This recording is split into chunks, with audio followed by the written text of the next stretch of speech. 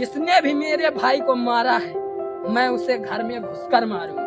एक दिन मैं बैठा था वहीं, पेड़ लगा। जय श्री राम भाइयों। तो आज हम अयोध्या पहुंच गए। अयोध्या मंदिर यहाँ से 50 किलोमीटर 60 किलोमीटर रह रहा है। तो दोस्तों एक रेस्टोरेंट पे रुके थे अपन। भाई का ये श्री साईं ढाबा एंड रेस्टोरेंट है।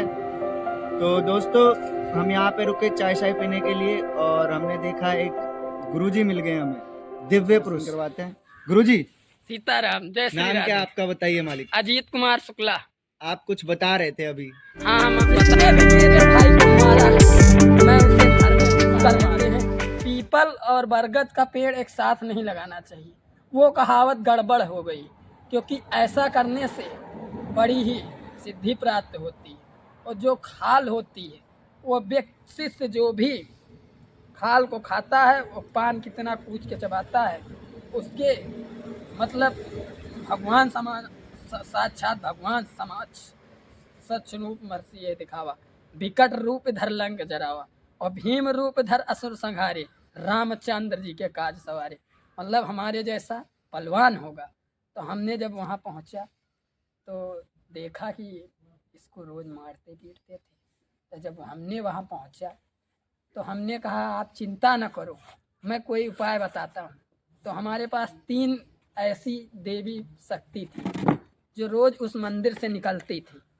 तो एक का नाम था लक्ष्मी, एक का नाम था धन और एक का नाम था महाकाली।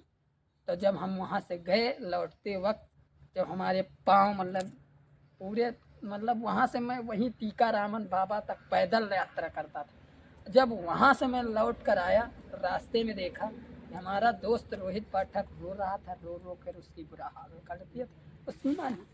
तो हमने जब पूछा शिष्य तुम क्यों रो रहे हो, तुम क्यों दुखी हो, अगर तुम दुखी हो तो हम तुम्हें खुश कर देंगे।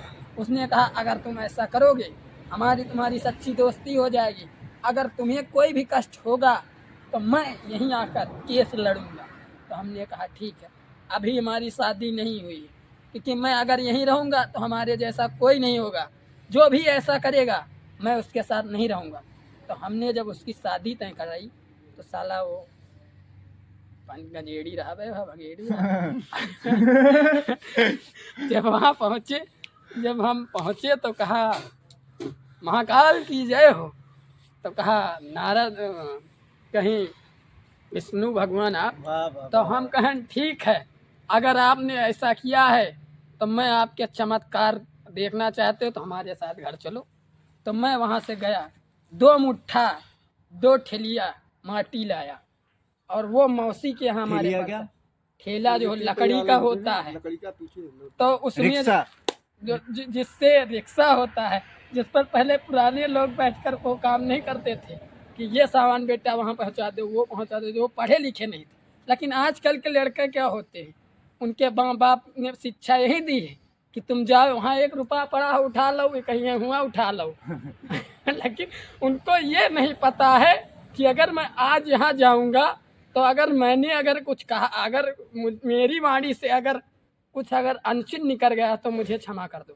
तो हम एक दिन बैठे थे बड़े आसान, तो हमारी प्रिंसिपल की बेटी पहुंचकर वहाँ हमको धन्यवाद देने लगी, बहन तुम तो हमारे बहन रोहित पाठक के भाई हो। तो हमने कहा हमारी उसकी सच्ची मित्रता थी, लेकिन आपस में हमने किसी बात को लेकर झगड़ा हो गया। मैं जब वहाँ बैठता था पूंजन कराता था, साला जब मैं बैठूँ पूंजन पे तो उससे कहो जा बतासा ले आओ, तो वो 4 बतासे खुद ही निकाल कर खा जाता था। अब जब मैं वहाँ बैठा पूंजन के लिए, तो जब पूंजन हुआ शुरू हो गया तो विष्णु भगवान के अवतार आने लगे। तो हमने कहा अगर अवतार आएंगे तो हम कैसे जाएंगे। तो जब छाता आया तो हमने कहा रुक जाओ रोहित पाठक, तुम यहाँ से अब कदम अपनी नहीं रखोगे, क्योंकि तुम हो पाठक हमें स्कूल, क्योंकि इससे मित्रता नहीं होगी। अब तुम सुदामा का पाठ करोगे, कृष्ण का मैं करूँगा। कहें ठीक है, हमारी तुम्हारी दोस्ती सदा बने रहेगी। हम जब पहुँचे मौसी के यहाँ तो रोज झाड़ू लगाओ बढ़िया पे भर। तो एक दिन उनके बड़े माँ का बेटा आया जिसका नाम था, जिसने इच्छाधारी नागिन का वास होता है। महाकाल जो पिक्चर होता है जिसमें चिंटू पांडे इत्यादि रहते हैं, तो उनका मतलब ये है कि अगर तुम यहाँ हो, उनको तुरंत पता चल रहा है कि हमारा पुत्र यहाँ से गया है। एक दिन हमारे बचपन की बात है, किसी के खेत में काम चल रहा था, तो हमारे गुरु आए, मतलब तो हमने कहा गुरुदेव आप यहाँ क्या कर रहे हैं? तो कहीं हम यहाँ इसलिए आए हैं कि यहाँ पता लग रहा है कि कोई लड़का रह रहा है जो हमारे भेष में चेला बन कर जा रहा है। तो हमने कहा ठीक है, आप अगर ऐसा चाहते हैं तो मैं भी जाऊँगा। जब वहाँ हम गए तो जब विष्णु का पाठ लगाया तो रोहित पाठक ने शत्रुघ्न का रोल निभाया था। तो जब शत्रुघ्न का रोल निभाया था तो हमने कहा था कि मैं तुम्हारा जो अधूरा सपना पूर्ण रह गया था मैं दया बनकर करूँगा, और अगर ऐसा नहीं हुआ तो मैं अपने आप को गोली मार लूँगा। तो उसने कहा अगर तुम ऐसा नहीं करोगे तो हम तुम्हें जाने नहीं देंगे। एक दिन हम बैठे थे, बैठे बैठे अचानक हमें नींद आ गई। तो हमने कहा क्यों रोहित पाठक क्या हो, तुम इतने नाराज क्यों हो? अपनी नाराज़गी का मुझे प्रश्न दो।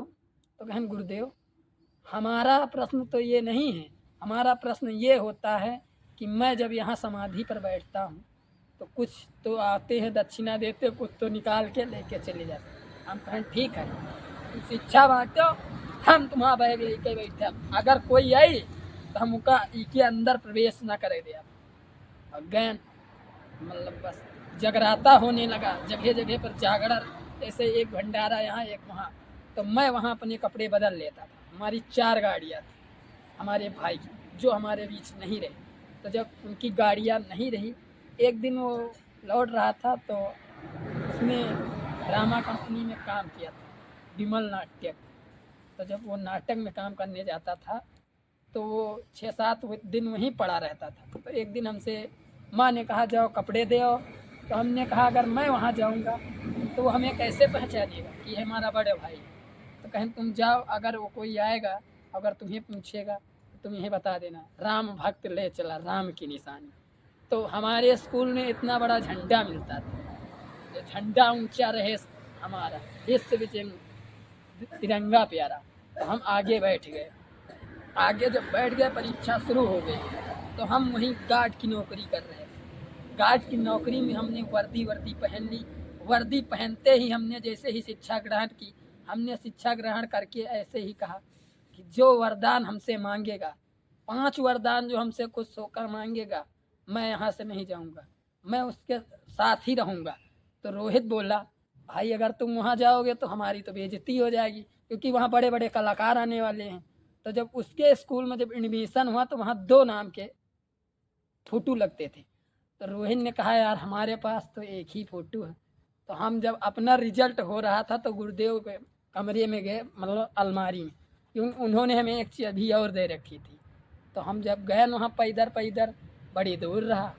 तो हम कहें यूँ गाना यादव बड़ी दूर से चल कर आया हूँ भगवान तेरे दर्शन के। जब वहाँ पहुँचा तो जितने भी सिटकिनी दरवाजे थे अपने आप खुल गए। मैं वहाँ निकल कर मैंने वो फाइल ढूंढी, फाइल ढूंढकर वो केस लड़ा, वो केस की तहकीकात की।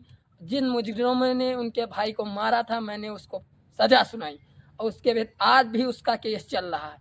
अभी भी जब हम 15 दिन के लिए ट्रेनिंग से गए थे तो एक लड़की नागिन रूप में आई। उसने कहा हमारे मतलब बीना माँ हैं, मैं उन्हीं के साथ पहले रहता था, लेकिन क्या हुआ कुछ गांव वाले ने आपत्ति जता दी। क्या पूछो क्या? तो जब हम आपत्ति जमा दी तो कहें तुम रहते यहाँ हो, खाते यहाँ हो, हिस्सा ले हम मथुरा के रहे। तो हम कहें तुम चुप मूर्खे हो क्या यार, आप ऐसी बह की बातें क्यों कर रहे हैं?